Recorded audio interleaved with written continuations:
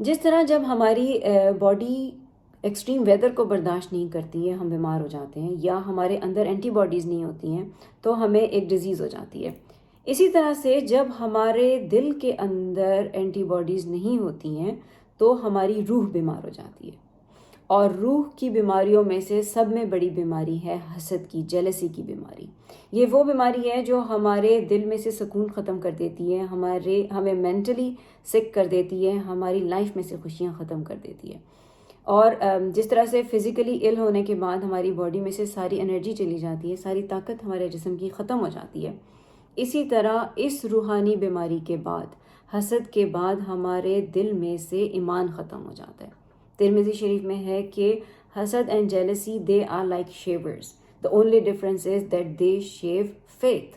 تو we can imagine کہ اگر ہمارے دلوں میں سے حسد کی وجہ سے، جیلسی کی وجہ سے ایمان چلا جاتا ہے، فیتھ ہمارا ختم ہو جاتا ہے، اس کو جلا دیتا ہے حسد، تو پھر ہمارے دل کتنے ویران ہو جاتے ہیں۔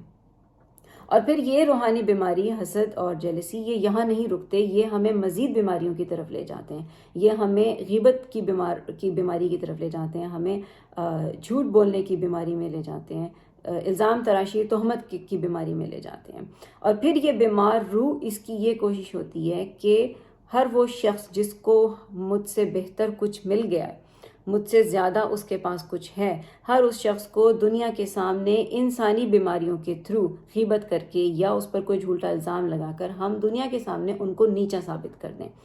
ہم خود کو یہ تسلی دے دیں کہ اس شخص کو جس کو ہم سے زیادہ ملا ہے، وہ ان تمام خوبیوں کے باوجود، ان ساری چیزیں جو اس کے پاس ہیں، ان سب کے باوجود وہ ایک نیچ انسان ہے، یا وہ ہم سے کمتر انسان ہے، اور وہ ان چیزوں کو ڈیزرو نہیں کرتا۔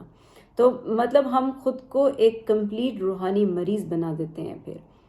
مگر جس طرح سے فزیکل بیماری میں ہم ڈاکٹر سے میڈیسن لے کے اس میڈیسن کو یوز کر کے خود کو کیور کر لیتے ہیں، ریکور کر لیتے ہیں خود کو، اسی طرح سے الحمدللہ اللہ تعالیٰ نے اس روحانی بیماری کے لیے بھی ہمیں بتا دیا کہ ہمیں کیا کرنا ہے۔ تو سب میں پہلے ہمیں اللہ کا شکر ادا کرنا ہے ہر اس چیز کے لیے جو اس نے ہمیں دی ہے، الحمدللہ۔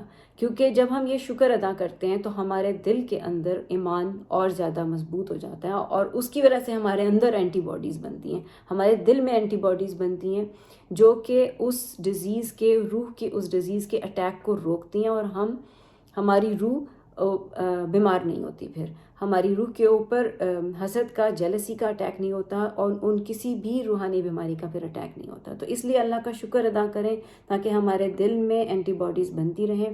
اس کے بعد جو تقسیم اللہ تعالیٰ نے کر دی ہے، اس تقسیم پر ایمان رکھیں کہ وہی بہترین تقسیم ہے۔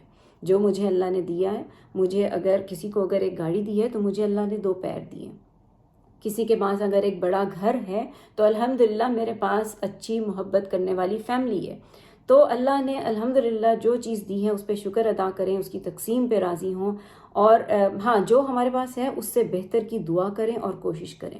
مگر اس دعا اور کوشش کے باوجود بھی اگر وہ نہیں ملتی تو پھر اس بات پہ یقین رکھیں کہ یہی میرے حق میں بہتر تھا۔ تو اللہ کا شکر ادا کریں تاکہ ہمارے اندر اینٹی باڈیز، ہمارے دل میں اینٹی باڈیز بنے، ایمان اسٹرانگ ہوتا جائے، اور ہم خود کو ان روحانی بیماریوں سے بچا کے رکھیں، ہم حسد سے خود کو بچا کے رکھیں۔ Thank you.